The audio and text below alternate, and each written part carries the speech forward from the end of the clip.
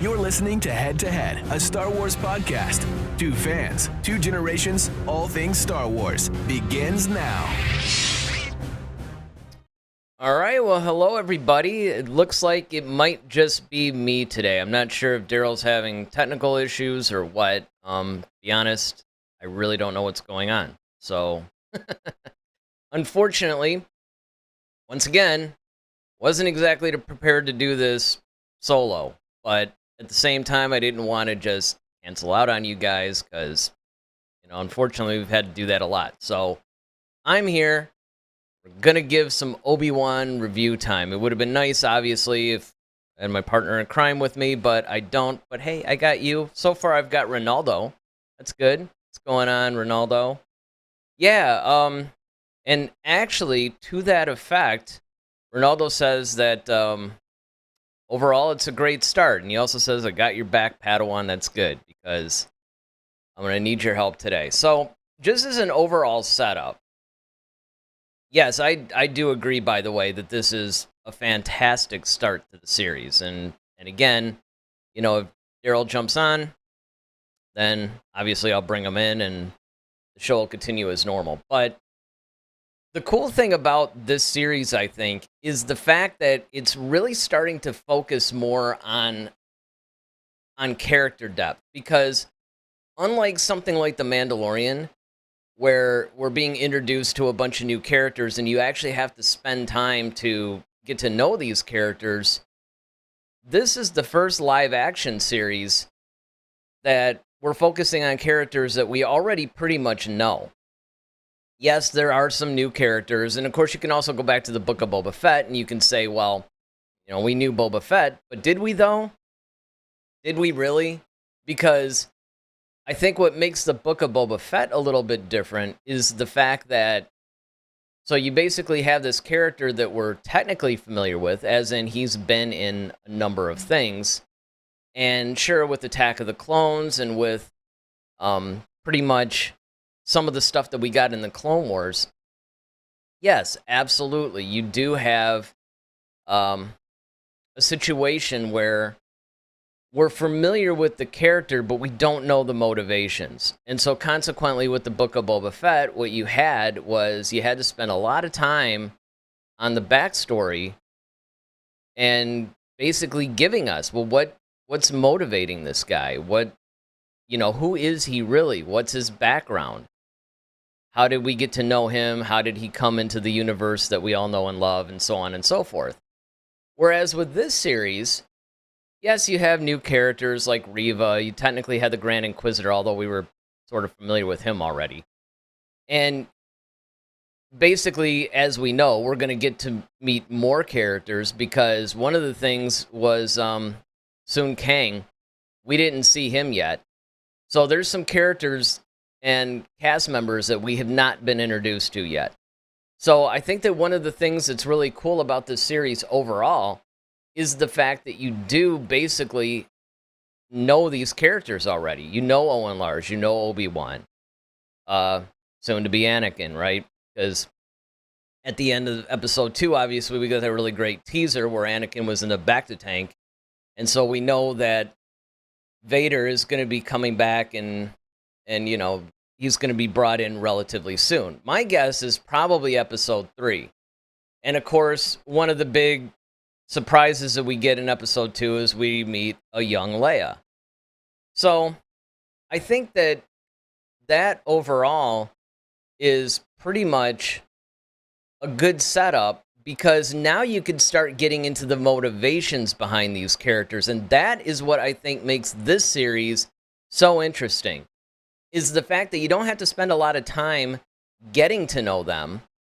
You can now figure out, well, what's motivating them at this period of time. So, again, you basically have a situation where it's 10 years after Revenge of the Sith, and Obi-Wan is pretty much, he's despondent. He's, as he keeps saying through the series, I'm not who I was.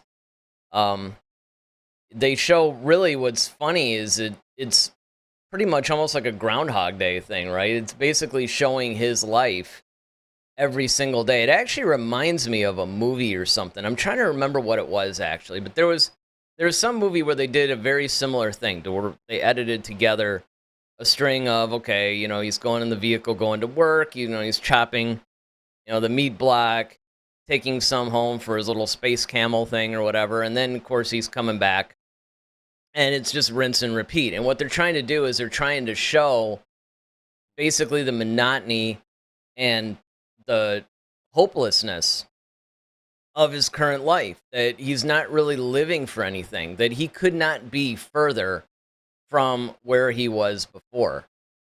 And it's interesting too, because, and again, one of the things that we do in this show, because it's a discussion-based show and everything, is we jump around. This isn't like some chronological, I mean, sometimes we'll do that.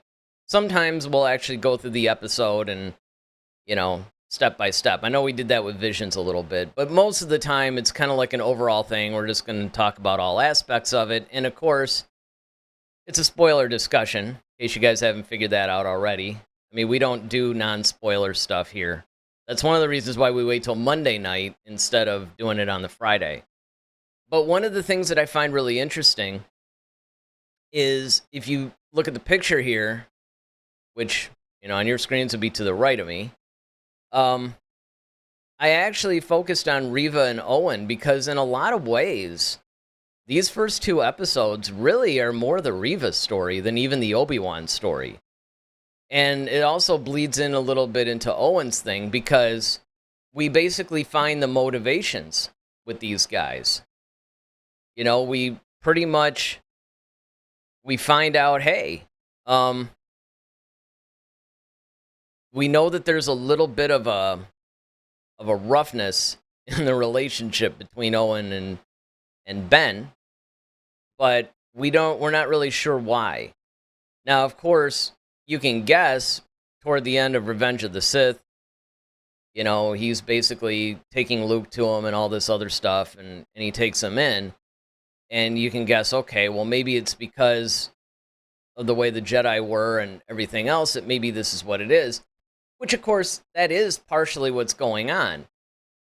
Owen basically doesn't seem to have any kind of a love for the Jedi, especially for either things that he's heard or just the fact that Obi-Wan lost Anakin to the dark side.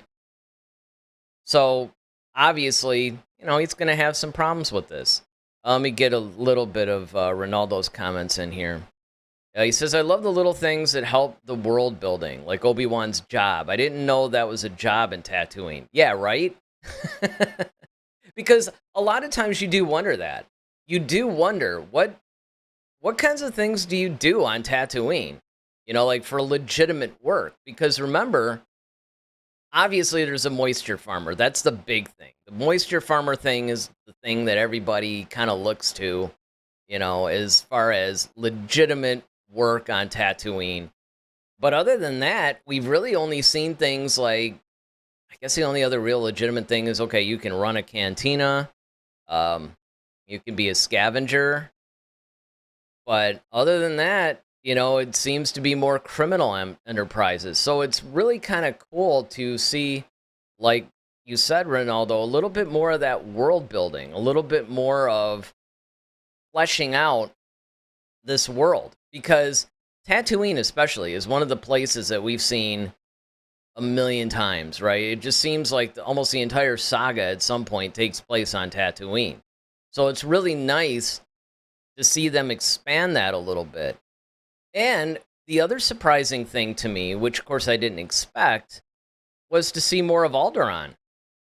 Let's not forget that. We actually see more of Alderaan because that was one of the things that was a little bit of a mystery when obviously, the planet blows up and we see little glimpses of it, I think, in the prequels. I mean, definitely when Bail receives Leia from Obi-Wan.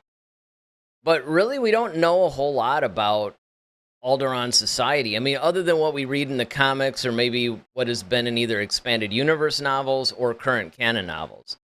So I find that to be fascinating too. And you get this juxtaposition. Of course, that's a little bit on episode 2. So just to frame this conversation, episode 1 mostly deals with Obi-Wan's despondent, pretty much hopeless attitude, about everything that's going on, and then of course you do get a little bit of a glimpse of Leia and everything, and then there's just like, it's kind of slow. I thought that episode 1, in some ways, to me, I thought it was a better episode because it dealt with a little bit more of that emotion and some of the things that are going on. And then, of course, we also see the Inquisitors, who pretty much seem to have a firm grasp on just society, right? Like, you can see the Empire just absolutely having a hold on society. And I think at this point, they've started figuring things out. They're understanding that, hey, this isn't the nice, cuddly, wonderful, just republic that, they can see at this point that, oh, this is a little bit of a different government. Because that's the other thing that I was curious about with this show, too.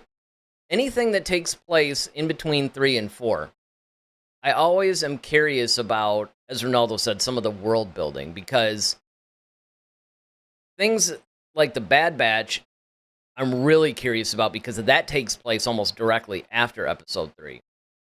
But what I like about this show is it pretty much takes place in the middle. And by this point, the Empire has fully flexed their muscles, and they're starting to do the things that, they're not trying to hide as much, in other words. So I really appreciated that. Wow, Ronaldo, you actually have a lot to say, man. I'm gonna have to go through your comments right now before I move on. He also goes, I think Sun Kang is the 5th brother. That's a good point. I think you're right about that, too.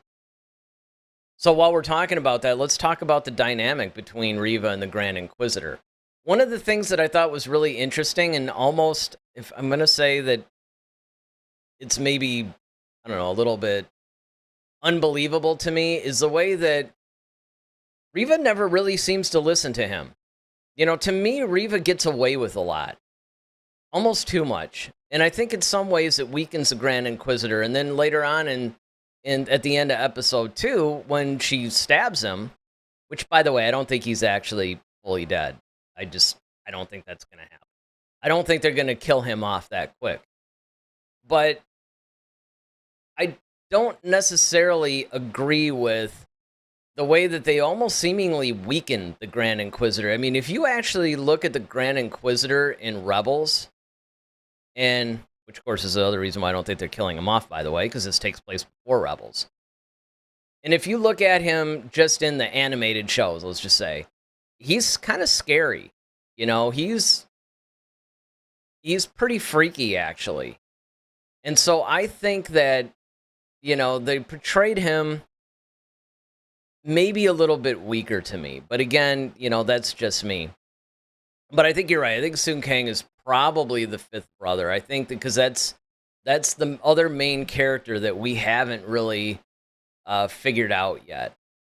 Okay, and then he says, let me go get to this. I love how much Obi-Wan has changed. There's no way he would have been the same person with everything that happened. And I totally agree. I mean, a lot of times I think that one of the mistakes they make, particularly in fantasy, not so much in sci-fi, although certainly they're guilty of that too, is that you build up a hero character so much that they don't actually have a realistic emotional response to some of the things that are going on around them. Now, I'm not saying that it's got to be some in-depth psychological exploration of the character or something like that.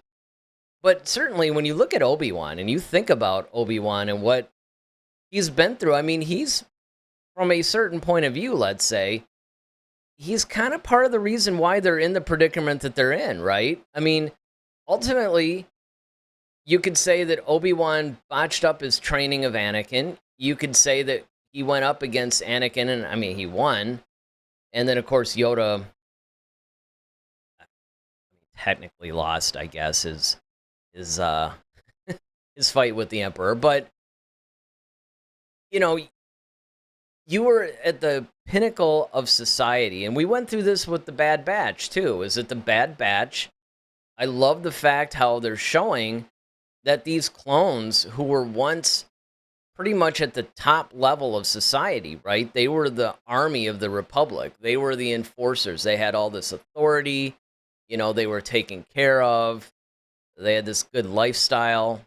And then all of a sudden, they were basically disposed of and cast aside, and nobody cares about them. And they're not seen as heroes anymore. And the Jedi have sort of gone through that same evolution.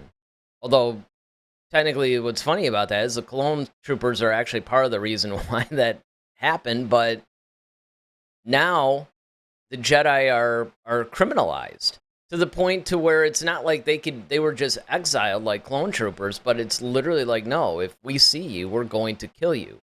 That's another thing too, by the way. I really loved the whole Order 66 that we got in the beginning of episode 1.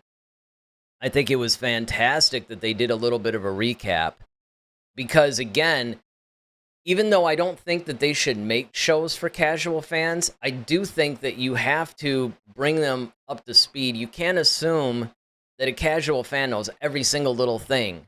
Now, I mean, granted, something as big as Order 66 and all that, you should basically know. I mean, we define the casual fan as somebody who's seen the films. And obviously that was covered in the films. But still, not everybody's been watching Star Wars constantly for the last 10 years or so. So it makes sense to bring everybody up to speed. But what I like is that they gave us a different view of it. They went into more detail. That was one of the things that I kind of had a problem with on episode 3, by the way, was the fact that even though I liked what I saw, I would have liked to have seen more time dedicated to Order 66 at the end. And this goes back to an argument I made a long time ago about how I honestly think that really episode 2 should have been episode 1. And then episode 3 could have been episode 2, and then, you could have had a little bit more Vader, a little bit more Order 66, a little bit more of that for episode 3. But again, it is what it is. But I think that they did a really good job capturing the whole Order 66 thing and giving us a little bit more of a spin on that. So, that was fantastic as well. So let's see, what else do we have from Ronaldo here? He's like, Owen is the boss in this and really cares about Luke. Now I really feel bad when he gets burned in episode 4. Well, that's one of the things that I think is really cool too, is the fact that, Owen, when you first see him in episode 4, you understand his motivation. Like, I don't necessarily think that you hate him, but you're more or less viewing him as a character that's standing in the way of something that our main hero wants, right? It's basically, no, I don't want you to go. I don't want you to do this adventure and all this stuff. And you understand the motivation, but you're looking at it just from the standpoint of, no, you got to get out of the way. And I like the fact that they give us a little bit more of Owen's motivation. And they also give us, like I said, a lot of more of the backstory about why Owen doesn't like Obi-Wan. I like the fact that Obi-Wan's going by the name Ben now. I was glad that they did that when they did that. And I think it's really cool. There's that one pivotal scene where, Reva comes up and she's going around and she's got Owen at the blade, and Obi-Wan, again, is torn. And this is one of the things that I love, too, is that Jedi tug-of-war thing that's going on in their head. Right, on one hand, they want to just jump out and help and save everybody. But on the other hand, they know that, I'm not in the position to do it. And I think that was a really pivotal, fantastic scene, because Owen basically could have given Obi-Wan up. Because remember, they were actually talking about that other Jedi guy, the one that had approached Obi-Wan about jumping back in. And I thought that was a really cool thing too, because it shows you that it wasn't what we thought, right? It wasn't like, okay, Order 66 happens, and the only guys that are left are Obi-Wan and Yoda. And now it's up to those guys to just kind of, live sort of quietly and then train up Luke. And it stands to reason that, they wouldn't get everybody. So you see that there are some Jedi left, and of course they have the natural thing. Hey, cool, Obi-Wan. Well, you were like one of the guys. You're like on the council. You're a Jedi Master. Well, I found you. It's on. We're going to go and we're going to start. We'll get some of the other guys together and maybe we'll just go up against the Empire. And Obi-Wan's like, no, we lost. We're done. It's over.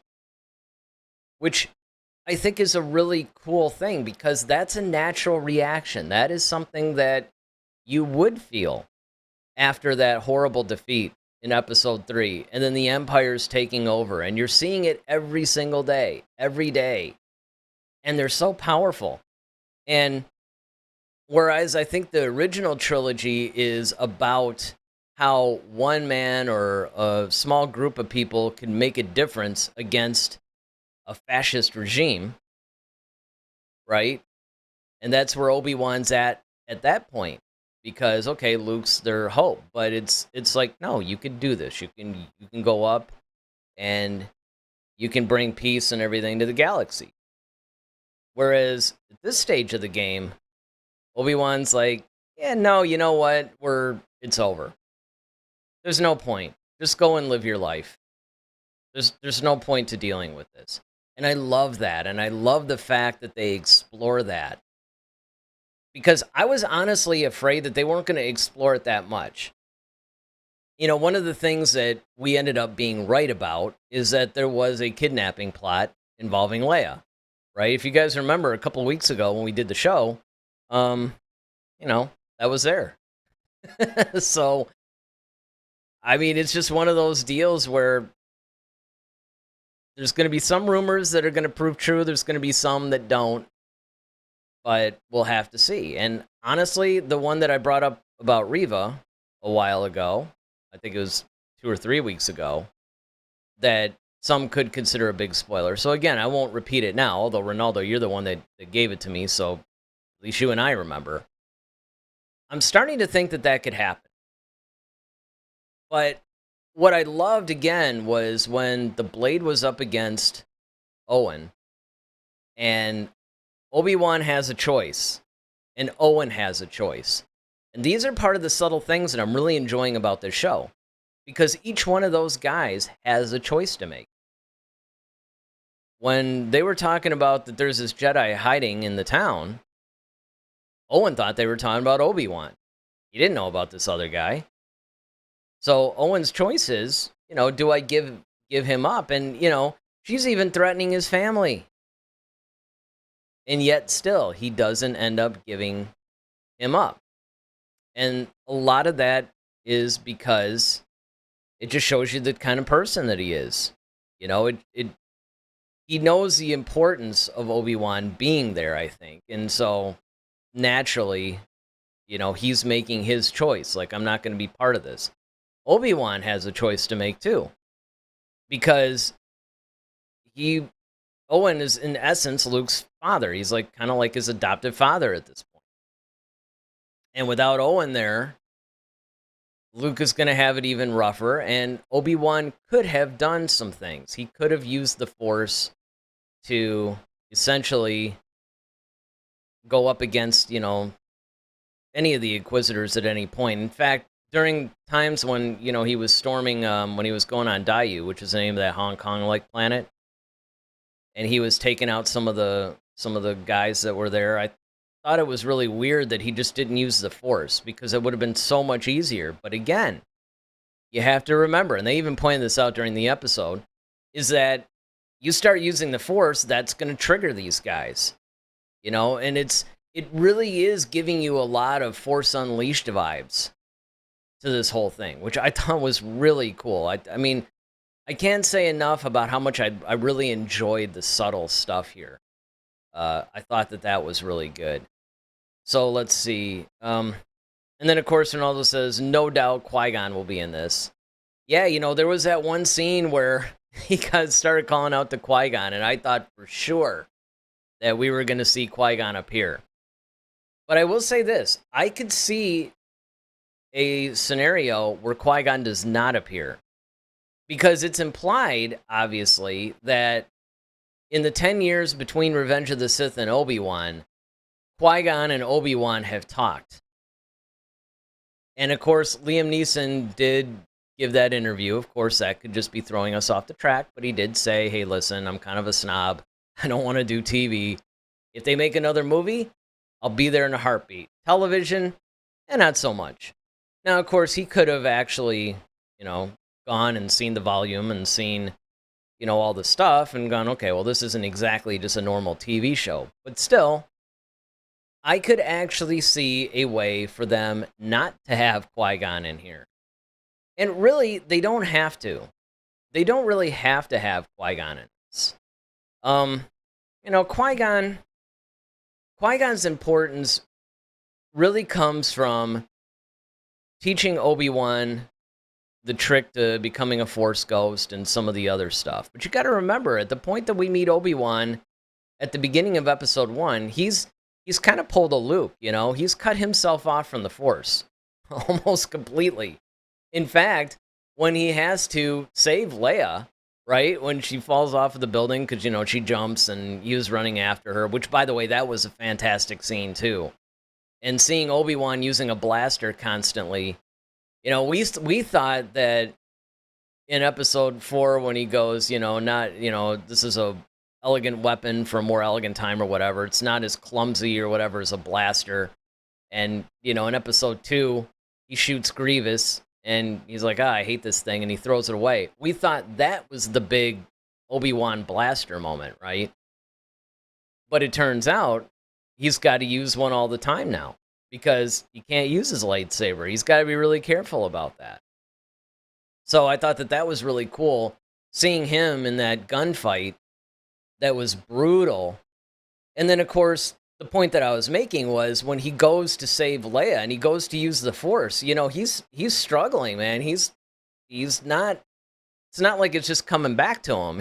He's just kind of like, I haven't done this in a while. So you do have to, you got to give it up to them for, these subtleties about how Obi-Wan had cut himself off. He's not connected at all. It's not even like he really remembers how to, it's not like he doesn't remember, but he has to re-engage. So for that reason, I could understand why we didn't see Qui-Gon in the first 2 episodes.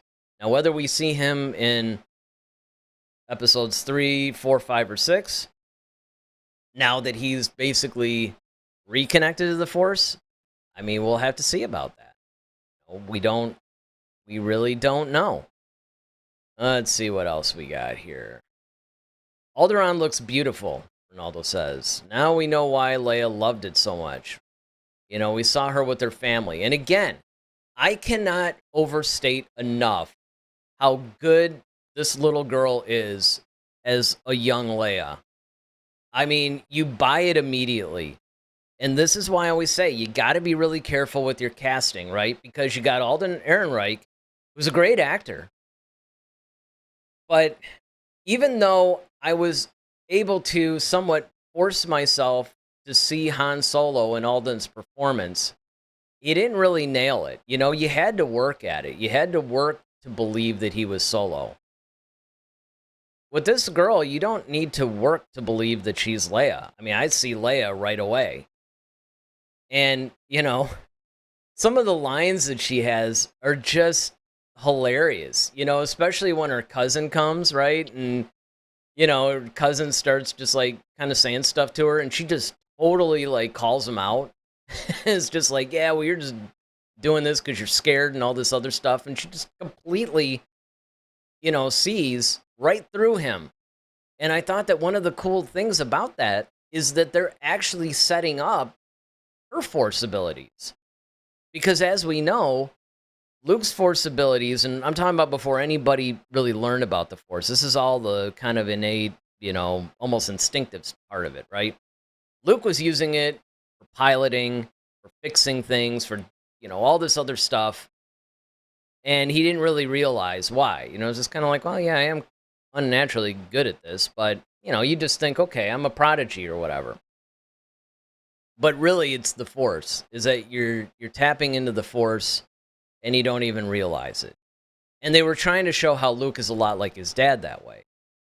Now, you flip over to Leia's side, her Force abilities, and this is the way that she ended up using the Force, was she was more of a diplomat, more of the political stuff. She would use the Force more to gauge what people were really thinking, how they were really feeling, maybe plant some suggestions in them a little bit, a little Force mind trick action going on, that kind of thing.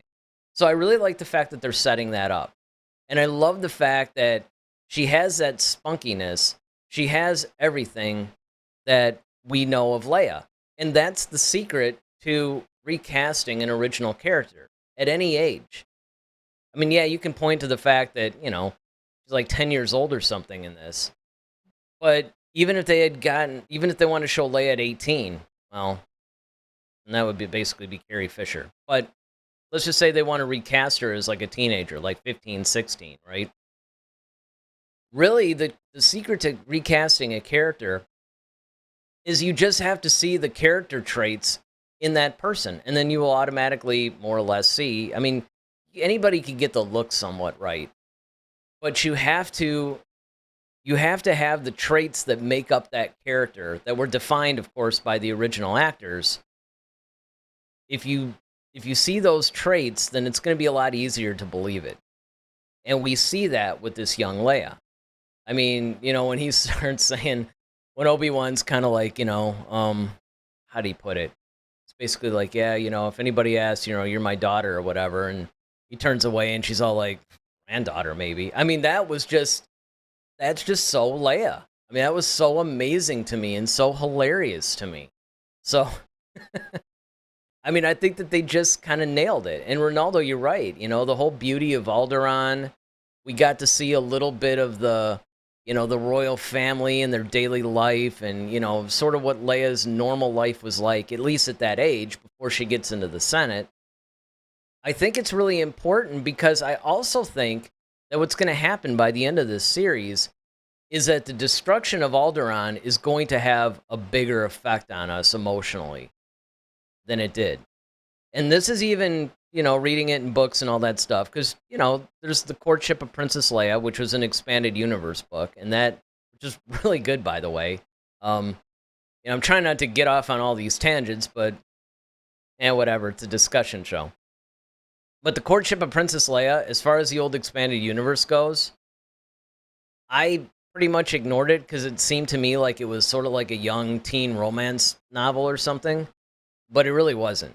It was awesome. It was basically about how Leia was promised to some other prince, but she was already in love with Han, but yet she had been betrothed to this guy before she met Han and all this stuff and all the political stuff and adventure ensues, and it's great. It's a fantastic book. But this show, I think, is going to give us a little bit more of that. And I really love the way they juxtapose Luke's life on Tatooine, Leia's life on Alderaan. Because remember, they're twins. They're like the same age. And so what the show can do is it can show us the background and the simultaneous back and forth between Tatooine and Alderaan and show us more or less Luke and Leia's backstory in a way that's going to completely enrich what happens when these two meet. It's going to really make them meeting when he takes off that stormtrooper helmet and says, "I'm Luke Skywalker, I'm here to rescue you." That's going to have such a mind-blowing effect on us by the time the series is over. Okay. So then he goes, the Inquisitors looks cool. I love their chemistry together. Yeah, their chemistry is actually really interesting to me. Because, like I said, I think the Grand Inquisitor has some scariness to him right now, but it's not as much as it should. Because Reva, who's not even really, you know, like the part of them, right? She's almost like the foundling of the Inquisitors or something. She's a little bit too free. I mean, nobody, I bet she wouldn't talk to Vader like that. And the Grand Inquisitor is supposed to be this, pretty powerful, scary guy.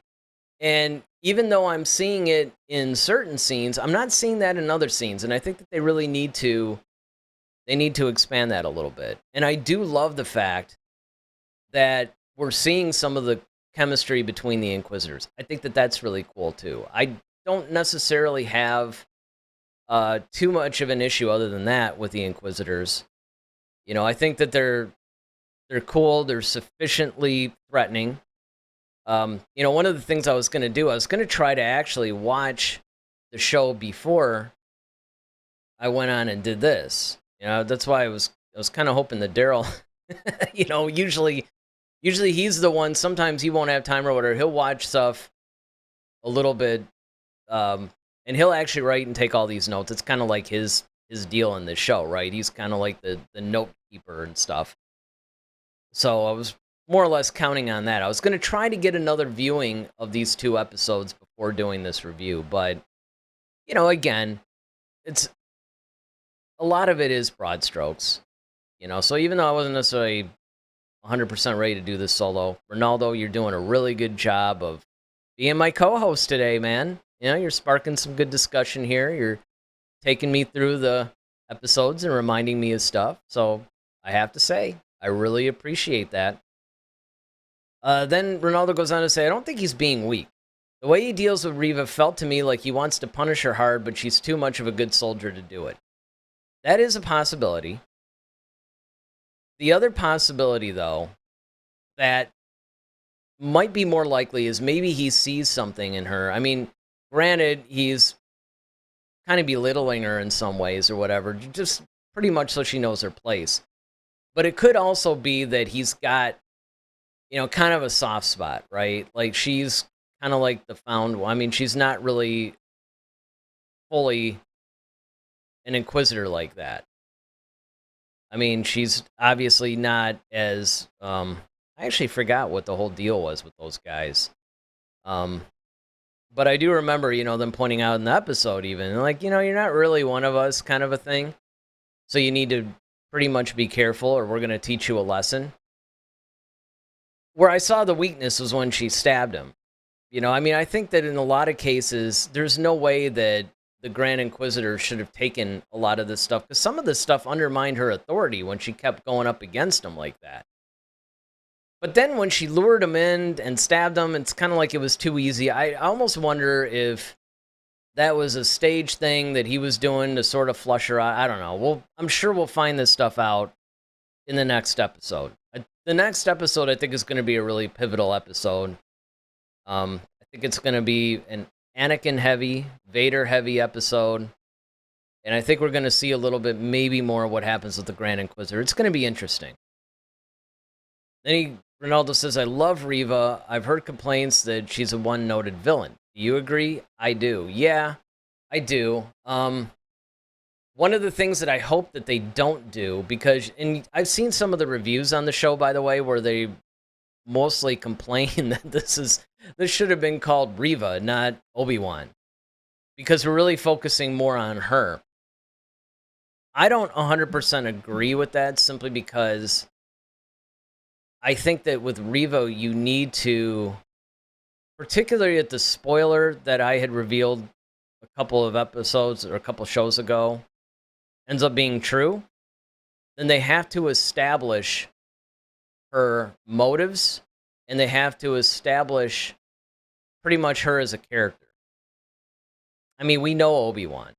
Like I said, I love the whole Groundhog Day thing, to where every day they kept intersplicing, the same shot on the truck, the same shot of him chopping the meat, the same shot of him wrapping it up, putting it in his pocket, just over and over throughout the episode, just to show the monotony and the sameness and everything of his life. I thought that was just a stroke of absolute genius. But at the same time, we kind of know where Obi-Wan is and where he stands. Right right now, I think they're just establishing the fact that he's really despondent. And of course, even if you look at when Bail comes to visit him, which, if you think about it, all Reva had to do was just follow Bail and she would have gone right to Obi-Wan. I thought that was pretty stupid, actually, of Bail to just fly to Obi-Wan's cave. It's like, really, dude? You kind of know he's a wanted man, right? I mean, people are looking for him. But again, I was able to let some of that stuff go. I'm sure other shows, like I watch The Critical Drinker a lot. I watch some of these other guys, I'm sure some of the other shows are going to start pointing stuff like this out. But it didn't bother me as bad. But I did note it, though. I saw that, it's like, I don't know, this is...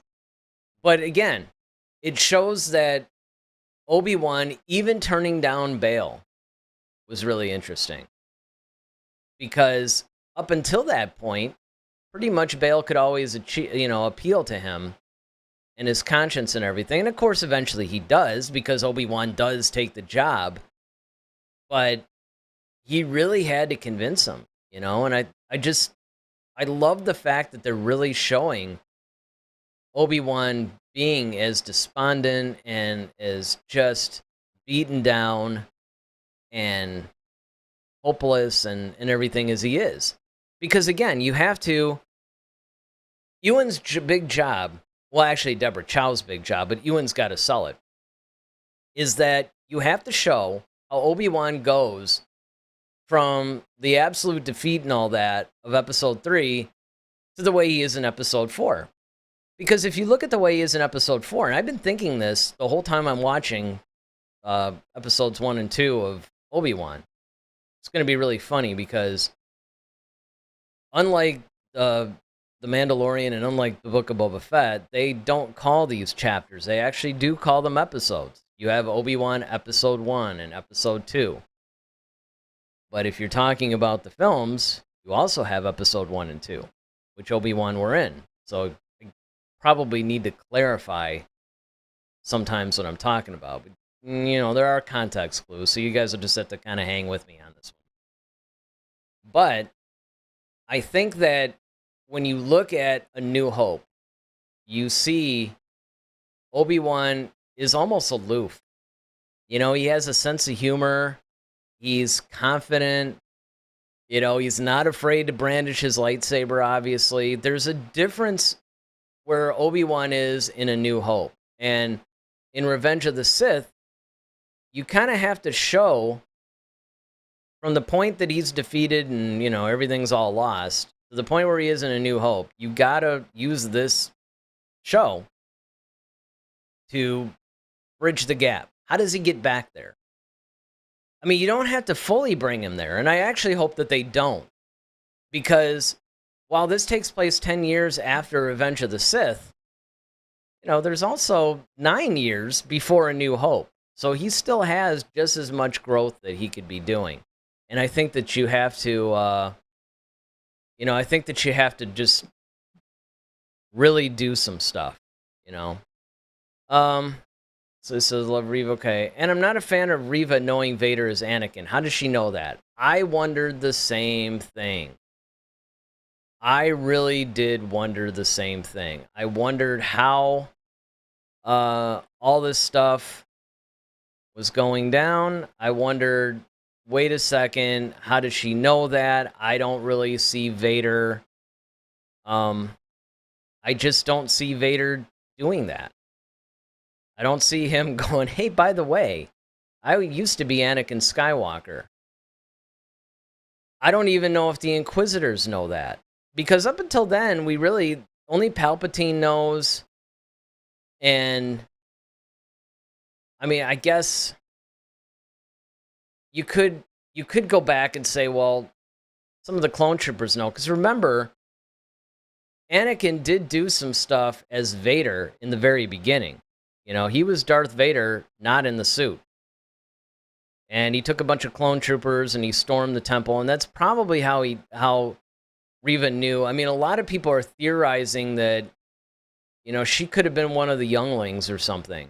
Or she could have maybe have been a Jedi Padawan in the temple that somehow escaped. Because remember, the Inquisitors were actually Jedi who just went dark. They basically, it's kind of like, okay, well, we're either going to kill you now, or the other option is you can join us and become an Inquisitor. And it's like, yeah, I think I'll do that. So some of them betrayed the Jedi Order and became Inquisitors. Well, while Anakin was running around, storming through the Jedi Temple, doing all this stuff, she could have seen that it was him and put two and two together.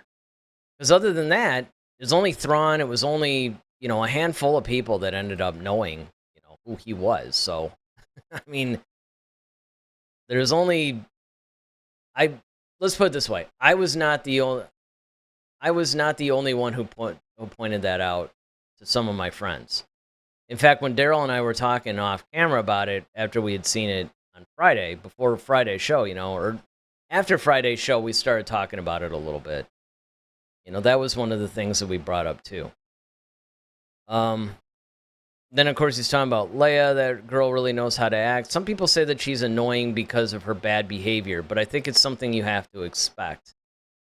She's not the princess and Jedi we know she'll become. She's a 10-year-old girl. Of course, children behave like that.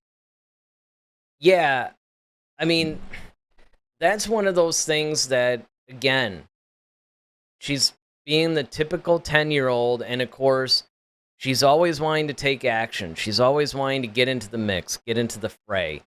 You have to basically...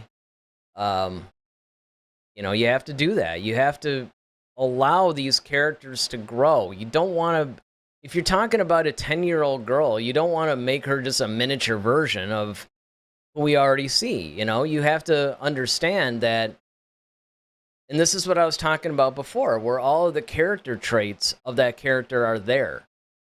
She's always wanting to see the right thing. She wants to take action. She doesn't trust people very easily. She can see through people.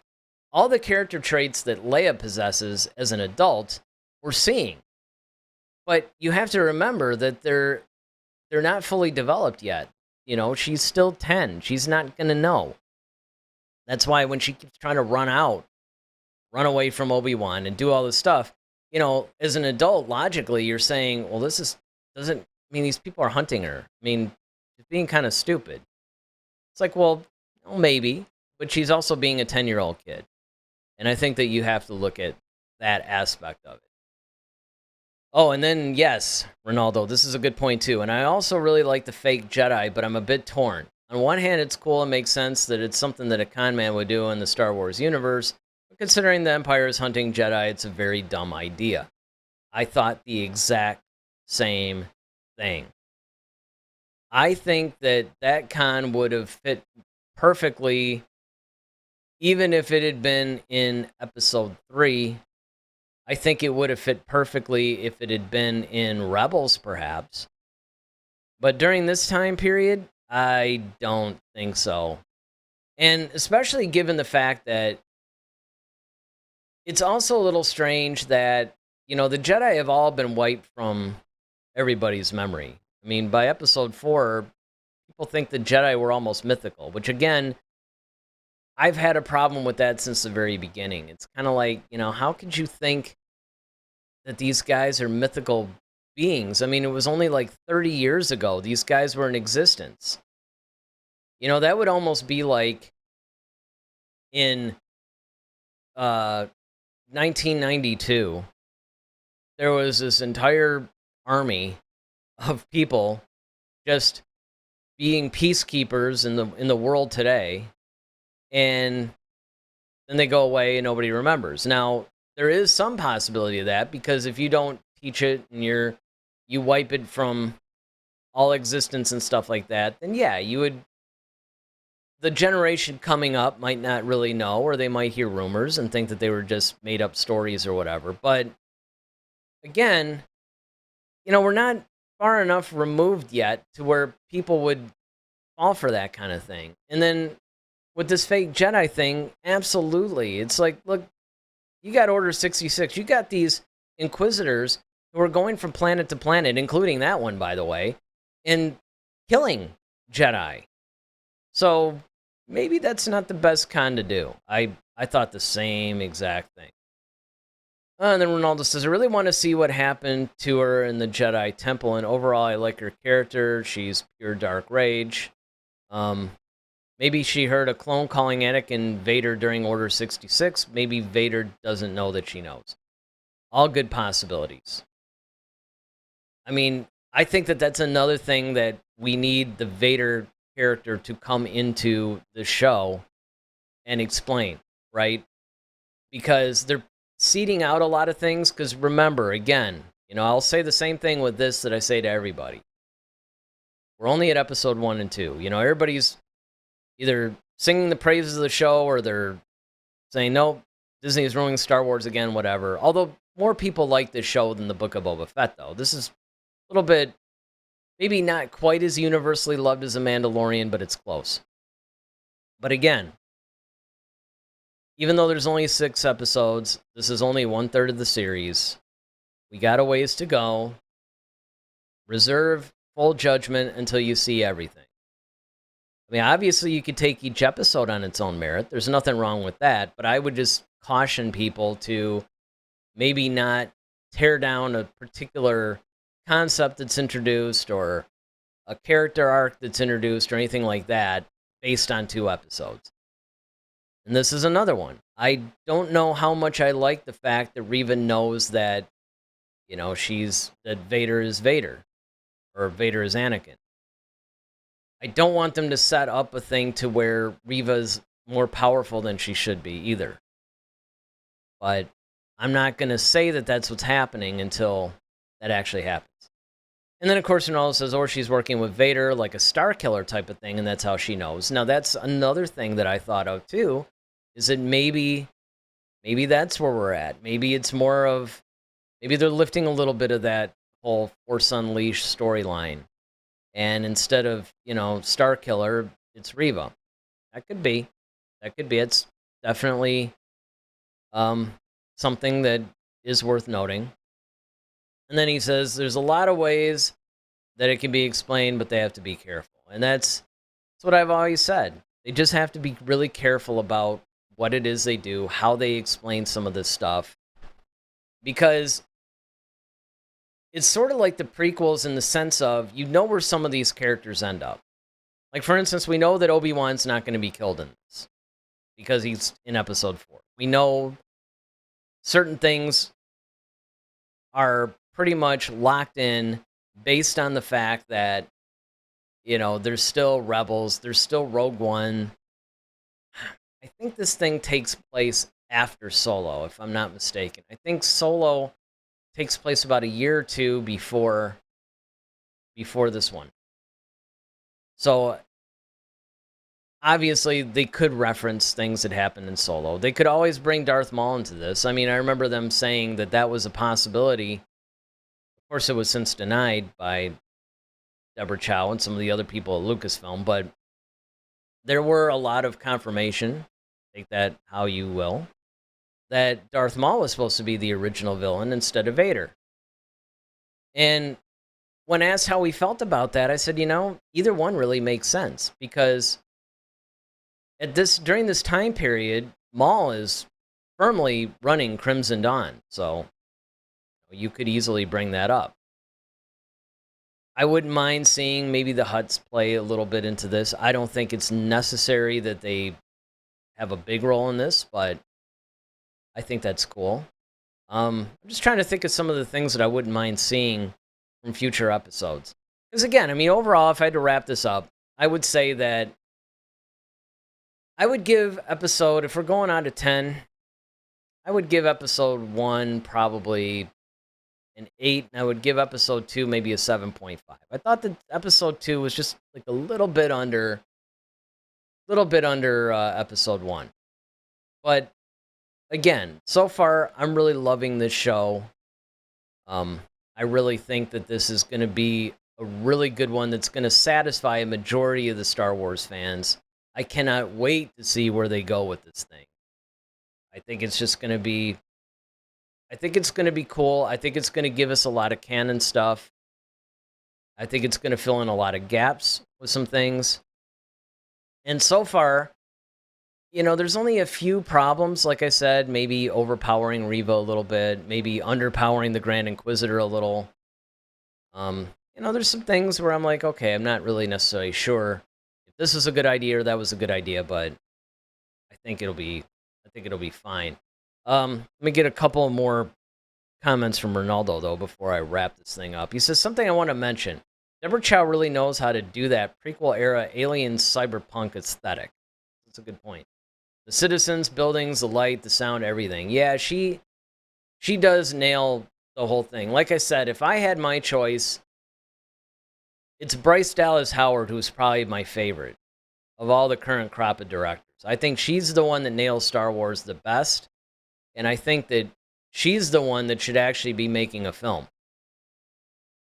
But maybe a little bit below her, not too far, would be Deborah Chow. I think Deborah Chow does a really good job. And again, it's because if you watch interviews with her, and I saw her interview at Celebration, she's a fan.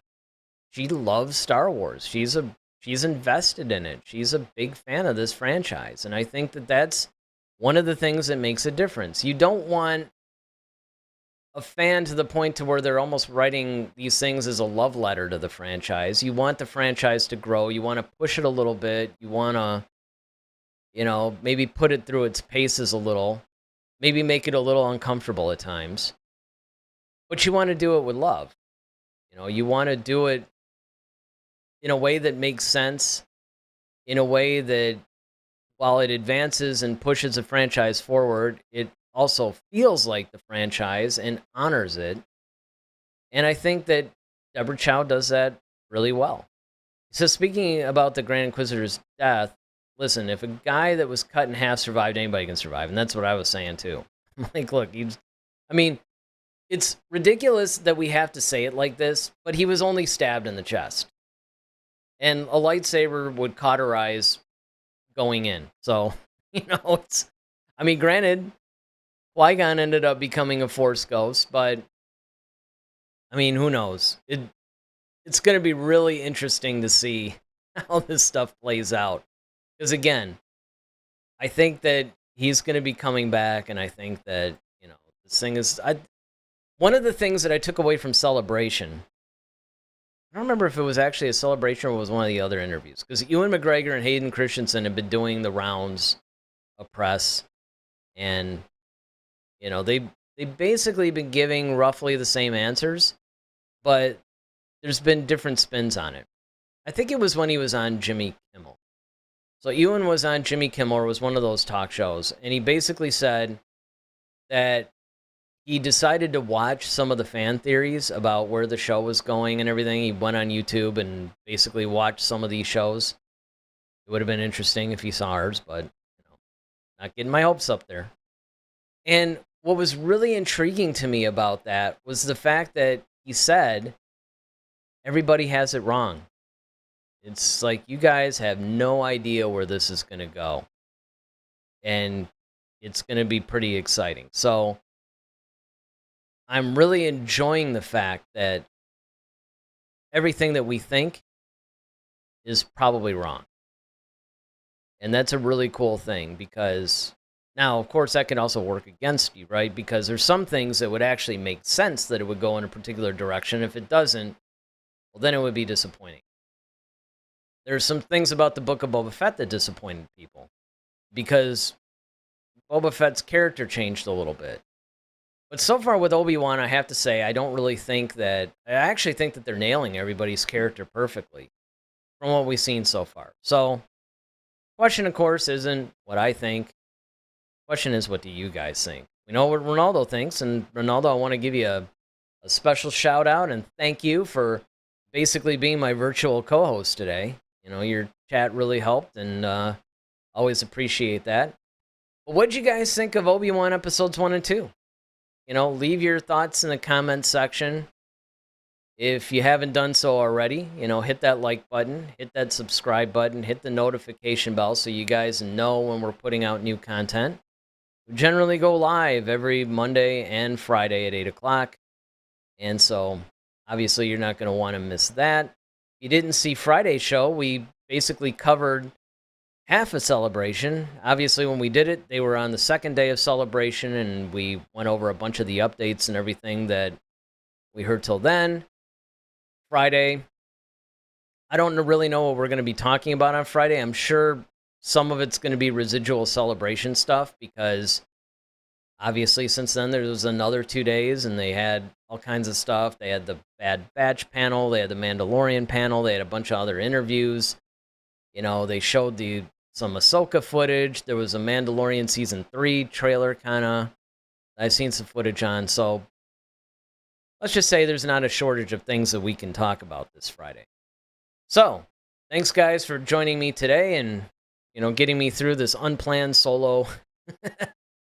It's not head-to-head, it's just head today. So thanks a lot, guys. Again, leave your comment in the comment section. See you guys on Friday. Once again, I'm Eric Vansel. May the Force be with you. Always. Head to Head, a Star Wars podcast. Be sure to follow us on Twitter @HeadToHeadSW. Submit your questions for our next show. Visit our official website at headtoheadswpodcast.com. Until next time, may the Force be with you, always.